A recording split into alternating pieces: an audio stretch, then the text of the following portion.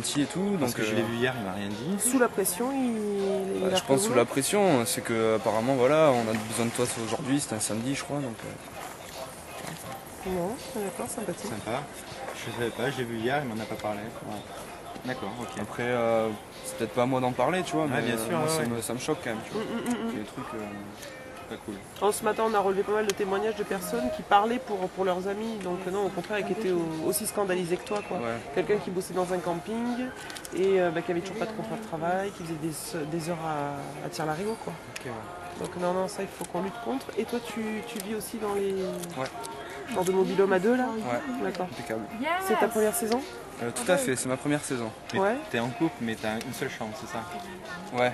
Ah, t'es en couple, mais t'as qu'une chambre? C'est pas pris en compte Non, mais on a postulé de chacun de notre côté, donc on s'est dit que ça passait mieux.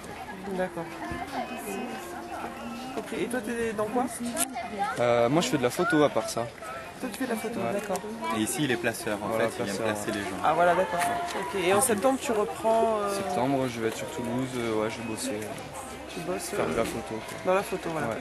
Emploi saisonnier pour faire un peu de sous et de l'expérience, mais on n'a pas envie d'y rester. Ouais, même si c'est agréable ici, quoi, mais je suis plus venu pour être à la plage cet été que... Après, voilà, je m'implique aussi, mais... C'est la journée, le boulot, le soir, les vacances. Quoi. La détente, voilà. Oui. Mais c'est comme ça qu'il faut prendre les choses, c'est clair. Hein. Et donc, ouais, non, mais ici, ça a l'air de se passer correctement. C'est-à-dire qu'il y a des contrats signés. Dans 15% des cas, il n'y a pas de contrat de travail. Et on paye, tu sais, à la main, dans la main le vendredi. Donc c'est vrai qu'ici, en plus, si la restauration, ils sont à 35 heures. Bon, sur la condition de logement, c'est peut-être un petit peu à revoir, mais déjà, il y a des propositions. Alors que dans 92% des cas, les travailleurs saisonniers ne sont pas logés par les employeurs. Ouais, mais c'est pour ça que ils dorment dans des étables, dans des hangars. On a tout vu dans la bagnole. J'ai postulé pour plein de campings ici sur la côte et c'est le seul qui m'a répondu oui avec le logement. Quoi. Avec le logement. Donc après, c'est peut-être un plus aussi s'ils veulent attirer du monde. Ça marche, je crois qu'on est tellement grand qu'on est obligé de proposer aux saisonniers d'être logés. Pourquoi? Parce qu'on est plus de 180 aussi. Tu vois. Je tire le portrait, cher ami. Ok. Mais t'inquiète pas. Ici, il y a plein de boulot, c'est clair. Tu arrives, tu donnes des CV, plein de travail, sauf que c'est pas logé.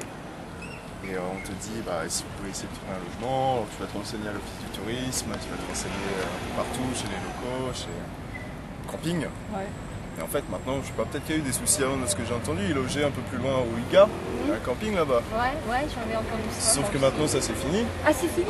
Il loge maintenant là-bas que les gendarmes, je crois, et les sauveteurs de mer, en fait. D'accord. Donc toute la partie en fait, là, j'ai travaillé à un restaurant au début de ma saison. On est logé aussi au Iga, quoi.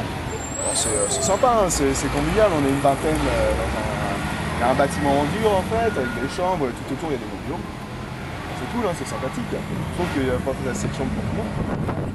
Du coup, là, c'est obligé d'être en tente. Bon, voilà, il pleut, tu travailles dans la restauration, il flotte, tu rentres le soir, il pleut. Enfin, c'est pas forcément agréable. Les tentes, ils en ont fourni avec certains et d'autres, donc il faut que... Il leur reste quelle solution? Elle a acheté la tente, quoi. Voilà. Ce qu'ils ont fait. Et vous donnez un budget pour faire ça, non?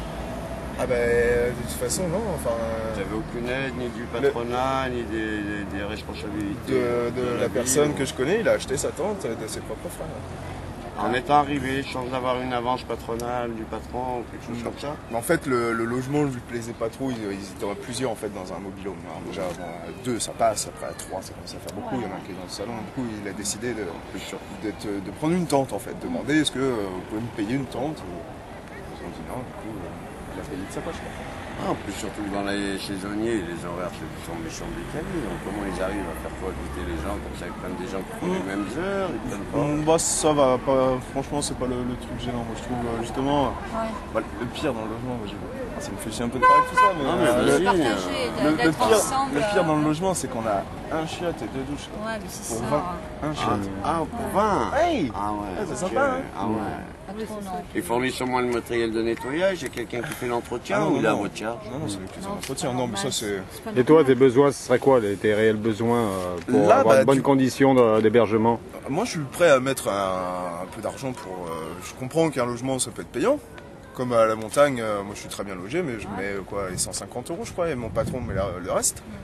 Comme ça se passe à peu près partout. Tu fais les saisons à la montagne aussi? Ouais, ça fait 6 ans que je fais les saisons. Et là, le logement, c'est tout à ta charge? Non, là-bas, voilà, le truc c'est que là-bas ils disent c'est gratuit, Par contre, c'est ça, c'est un chiotte. Alors vous plaignez ça, pas. Il faut payer la Vous plaignez pas, c'est gratuit déjà et tu vois, c'est un peu. Alors, parce que c'est gratuit, on a rien à dire. Enfin non, c'est pas normal. C'est pas normal. Après ça s'arrange à droite à gauche. Moi je cherche un logement du coup, vu que j'ai quitté mon premier travail, je sais que j'étais logé là-bas, et je suis resté là-bas, en fourbe.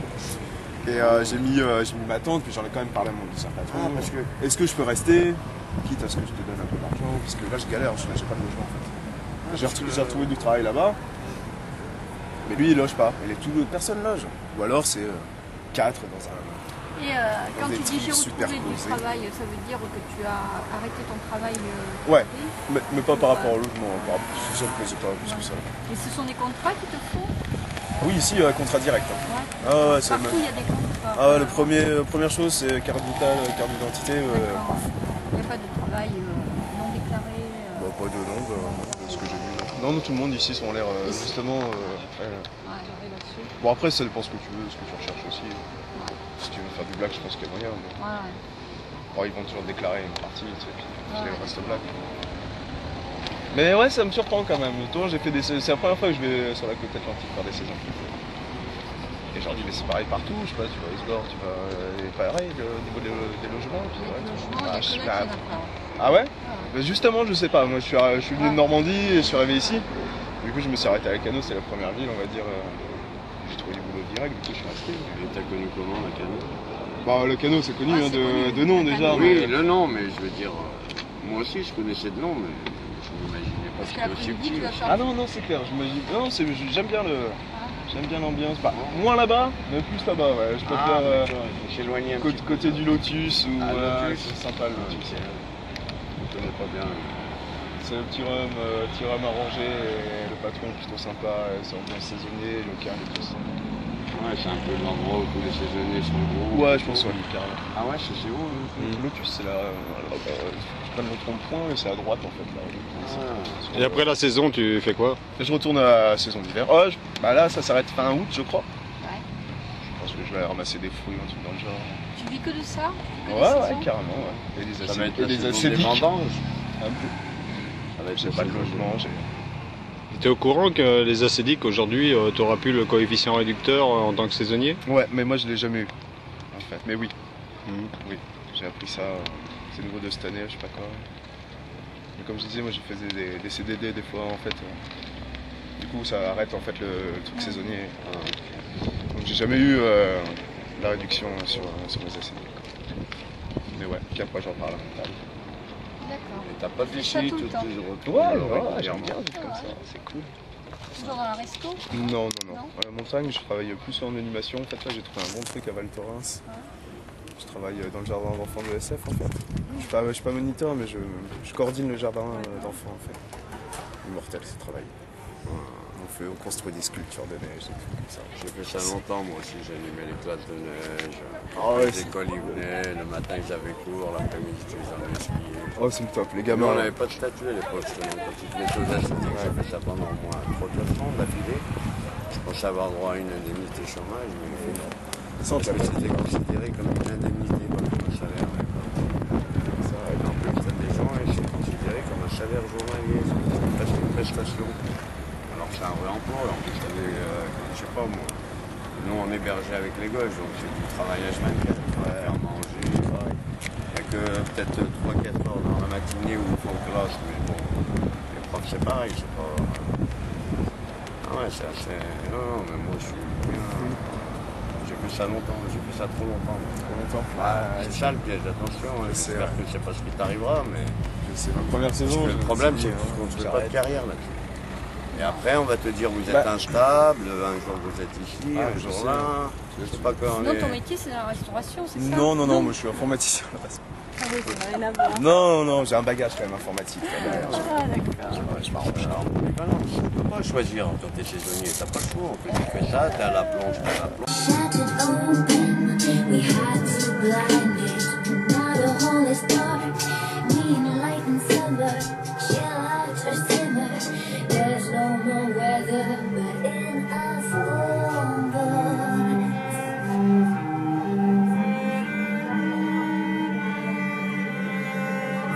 When the clouds are low, the leaves are low,